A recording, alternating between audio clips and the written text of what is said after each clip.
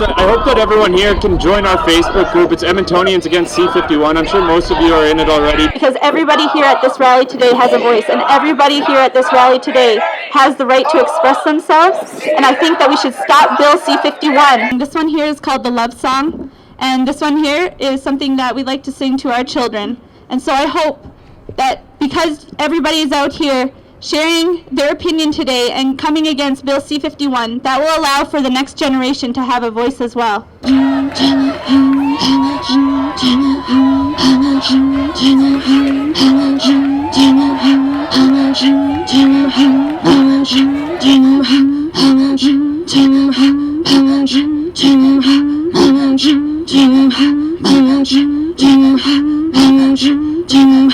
I mean, it's not just the 36,000 lawyers who were represented by the Canadian Bar Association. It's not just us here today. There's 4 previous prime ministers who oppose this. There's solicitors general. There's, a long list. Privacy commissioners, member of the Security and Intelligence Review Committees. These are people who are very familiar with this type of legislation. These are people who know what they're doing, and they oppose the bill. And everyone who thinks for even 2 seconds, and hopefully a lot longer, is against this bill.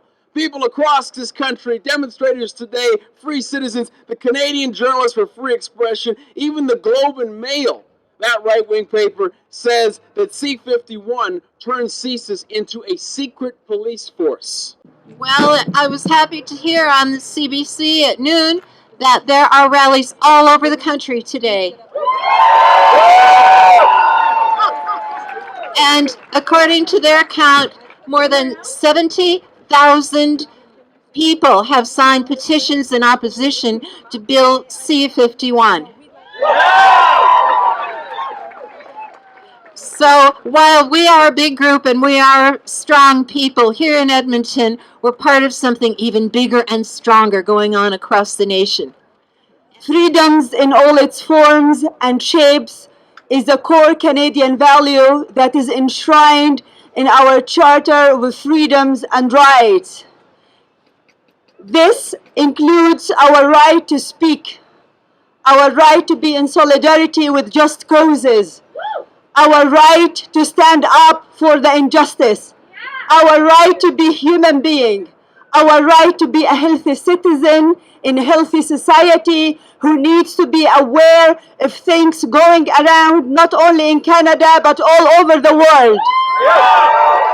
We have rights for expression. We have rights as Indigenous peoples. We have rights as Canadian citizens. And I think that having Bill C-51 is going to prevent us from having a voice. It's going to prevent us from expressing ourselves. Shame! Shame! They can arrest people because they claim that a crime may be carried out instead of will be carried out. Now imagine how that works. Imagine if you could insist that your boss will pay you because you may work. They don't do that. But they want the powers to arrest you because a crime, not even one that is connected to you, might be committed.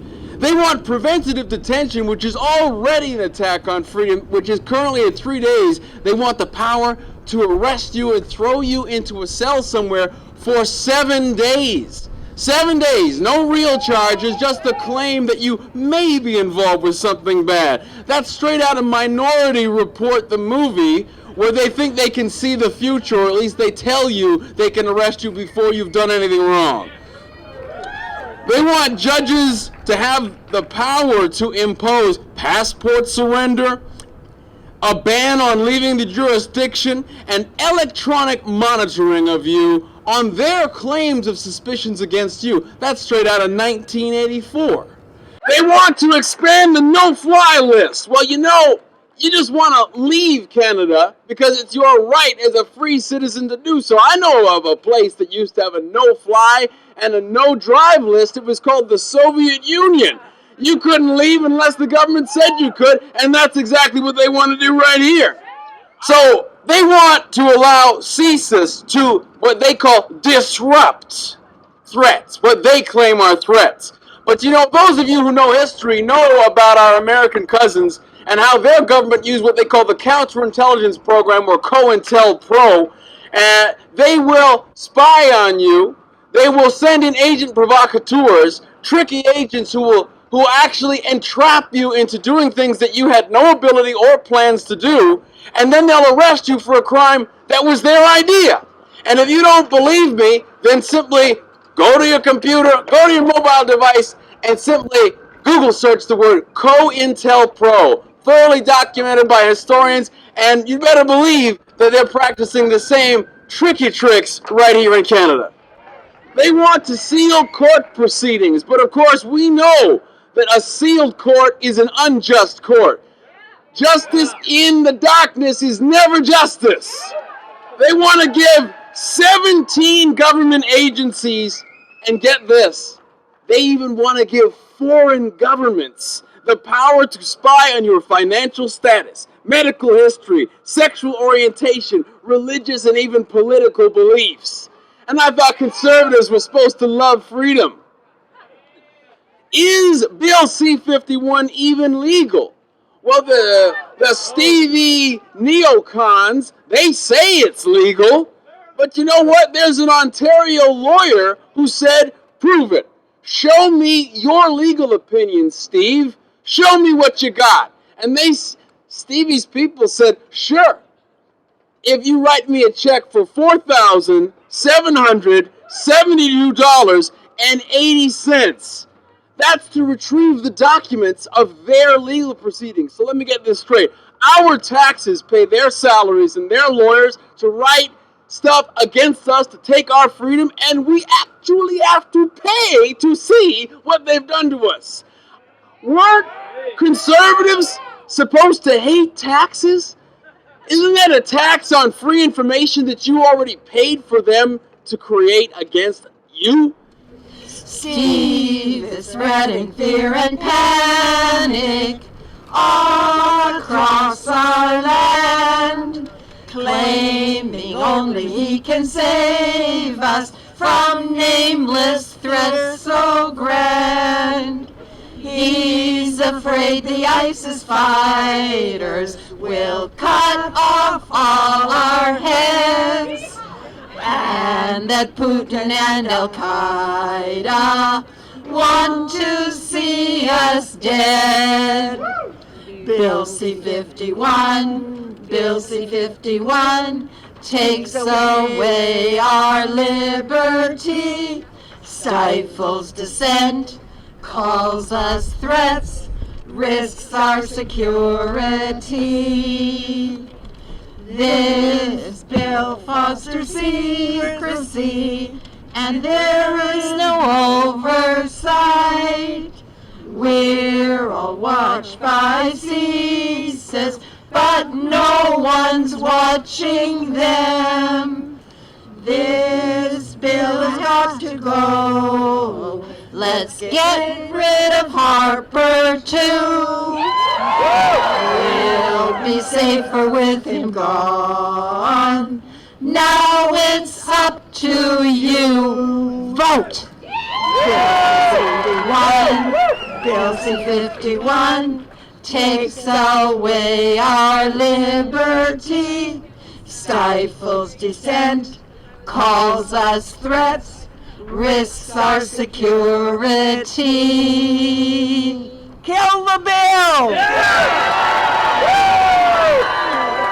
If they can define, then they can confine. You see, they say that Bill C-51 is to stop terrorism, but you see, the problem is they control the definition. They decide what terrorism is. You want to protest unfair work conditions, so you have a strike, which is one of your foundational democratic rights. They can just call that terrorism. You want to protect the environment, they can just call that terrorism. You want to have a demonstration about anything to work in favor of the rights of First Nations, Métis, and Inuit people, they can call that terrorism. Because the fact is, and you know it and you already said it, if they can define, then they can confine. They want to criminalize what they call promoting terrorism. But again, you see, they define terrorism. So if you're some right-wing nut job on talk radio who says that we should bomb Iran and kill millions of people, well, that's just fine. you'll just get extra commercials running on your show from war corporations. But if you're an ordinary citizen who wants to promote a boycott against a corporation or a country involved in human rights abuses or war crimes, then they can snatch you up. Because if they can define, then they can confine.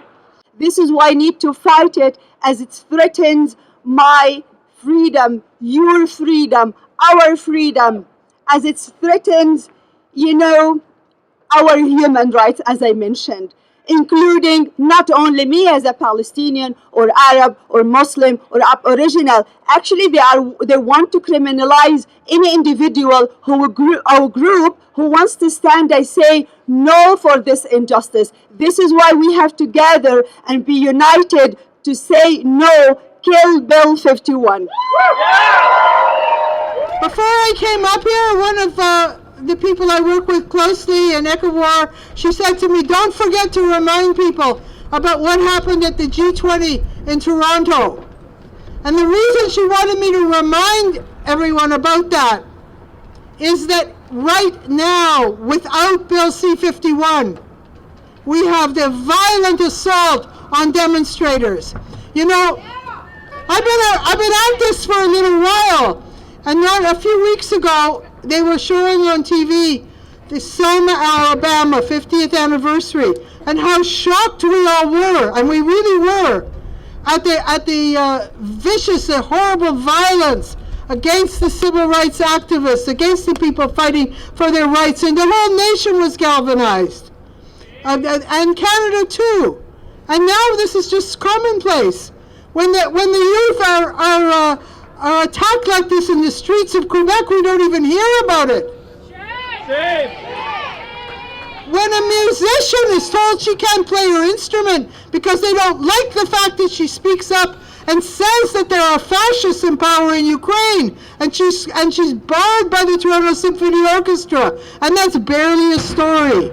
In years past, Indigenous peoples in Canada have had to deal with the criminalization of their identities, of their ability to represent themselves. We didn't get the right to vote until 1960. We weren't able to hire a lawyer to go to court to protect our rights until 1951. And we had our children taken away from us all through the residential school era, and it continues today.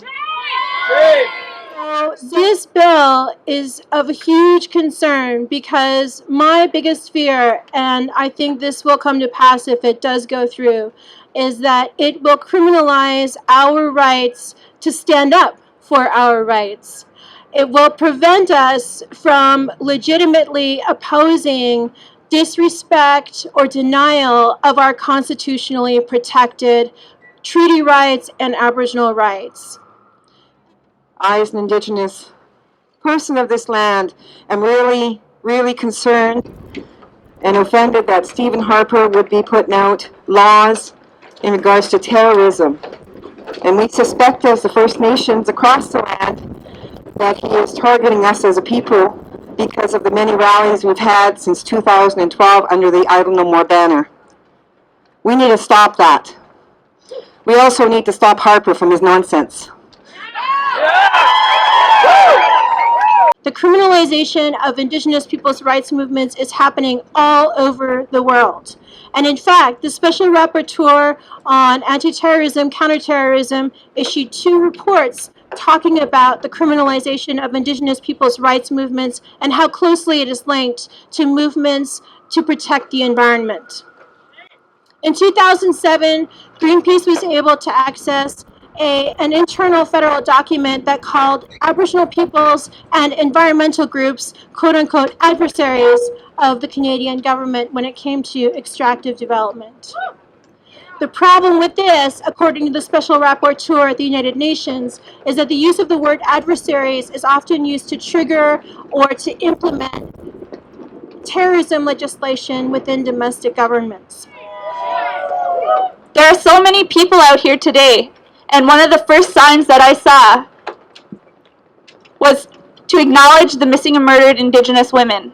And we would not be able to have those signs out at these rallies and make our voice heard as Indigenous people if we were not allowed to come and protest, if we were not allowed to express ourselves.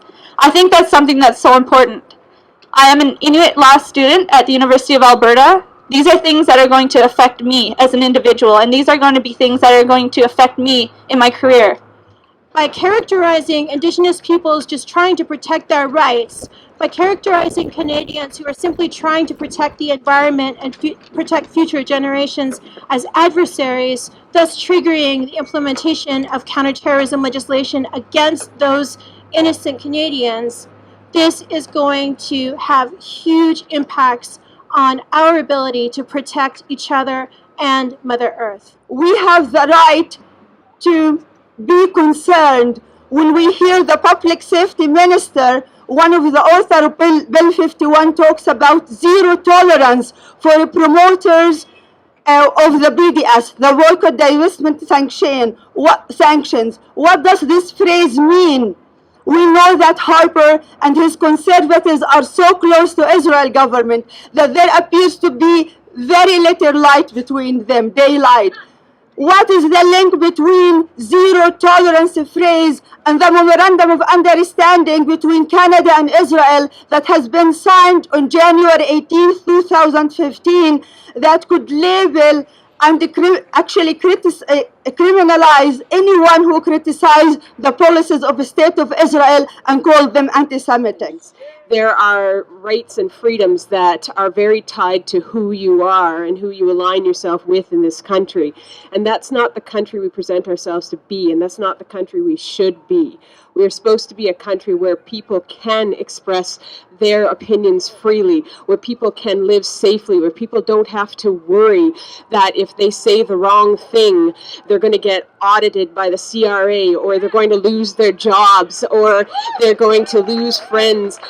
This is not the country that we live in. And unfortunately, the nature of the game is when you make laws or pass legislation that's subjective, it lends itself to profiling. And this is what's going to happen. It is going to be some of our people that are so incredibly valuable, but so unfortunately so marginalized and stereotyped already, that are going to be targeted by this legislation.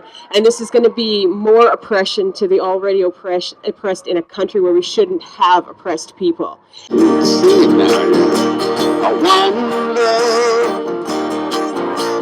One word, let's get together, people, and see Lord. The song One Love is really about solidarity, and that's what we're here today. You can't let innocent Canadians be persecuted. And I think with C-51, that's a huge concern, is that there's people who are going to be unfairly persecuted, unfairly targeted. And I think One Love is a great song, so I appreciate Bill singing that for us today. That we have our statement at those who are the, bosom buddies in their aims for society of Stephen Harper, that we're not going to accept the dictate of global monopolies anymore, that we want to be the decision makers in our own country.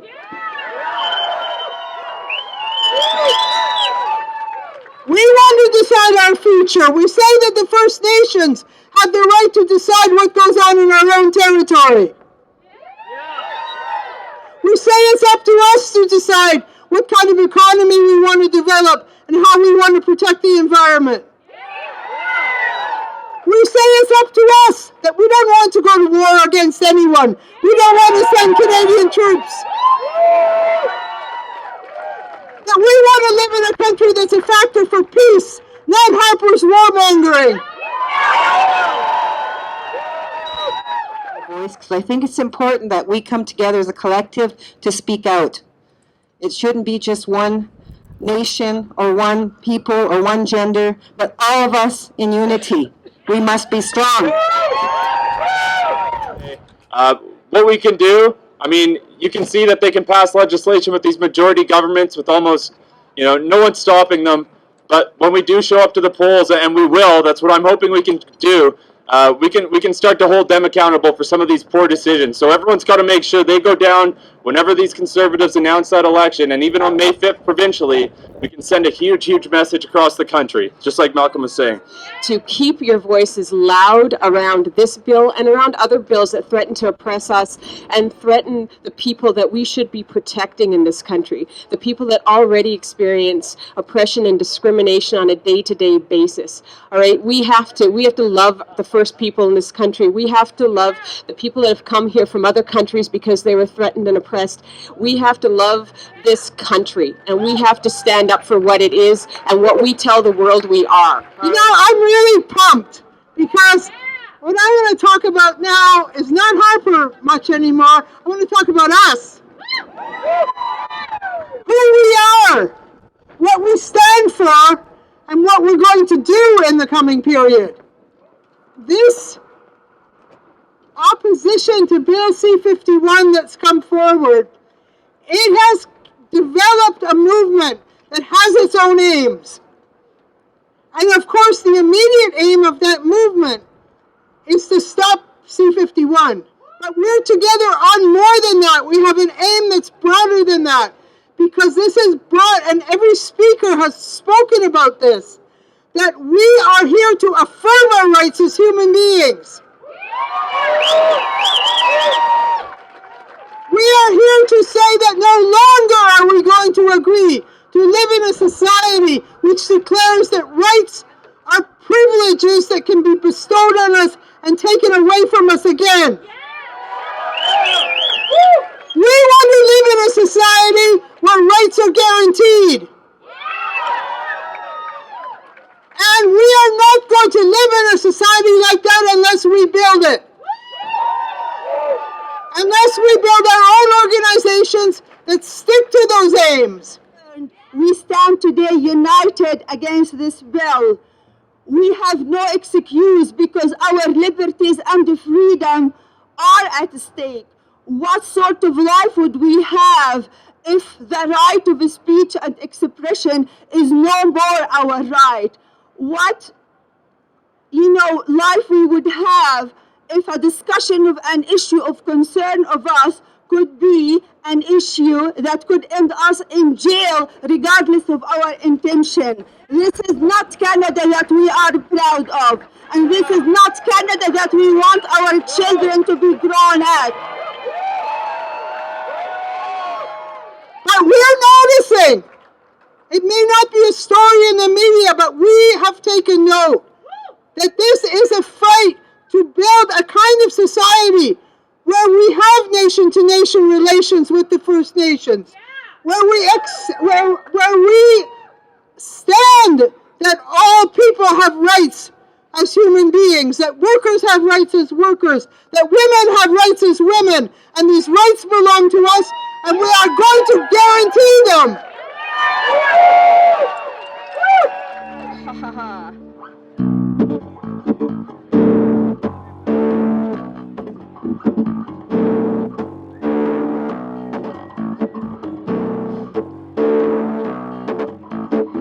When you walk through fire, you gotta watch your back. Give up your rights to be secure is what they say it says. If you hear what the feds say, they say to listen to what you're told. But the devil is in the details, and the details steal your soul. They got the fire and the fury and the RCMP of the land to take away your power and voice so you can take a stand. When this bill is in place and it may in 2 days through election day take its toll, we'll just bide our time saying all is fine, and then we'll vote them down in the hole. According to the righteousness, according to the cleanness in the eyes, if you're an upright man, nothing to fear. If you're a God-fearing man, nothing to fear. But if you want to question, be critical, query, shut your mouth, go in out, dear. prison cells where you appear. Now all the PCs, they start to sing about Stephen's martyrdom, and he's shielded in their wings while the media takes their fill. Don't pay heed to propaganda and vote them out on election day. And like Iceland's recent revolution, this bullshit will all go away.